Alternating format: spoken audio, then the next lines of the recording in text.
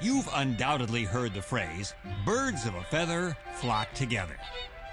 This particular swarm of flamingos lives in the Serengeti National Park in Tanzania, Africa.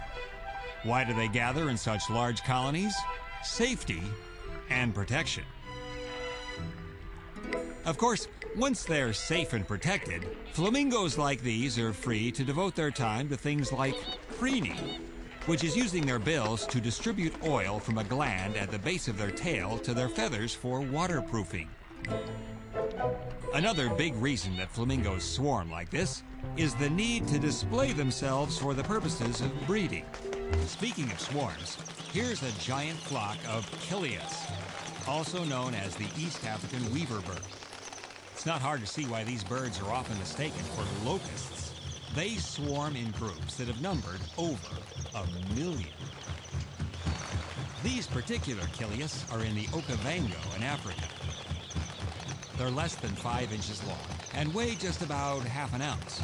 But as a swarm, they can have an incredible impact on local farmers. A swarm can destroy up to 60 tons of grain in a single day.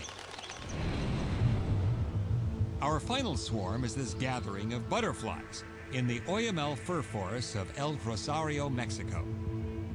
Millions of butterflies are fluttering together. And the only thing more astonishing than the epic size of the swarm is the journey these monarchs took to get here. First, consider the distance. These delicate creatures fluttered 2,000 miles from the United States to get here.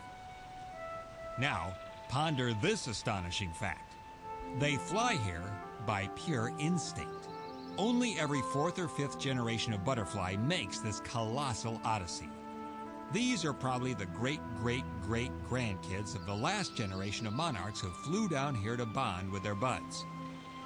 So how do they know to make this migration? Scientists consider this one of nature's greatest mysteries.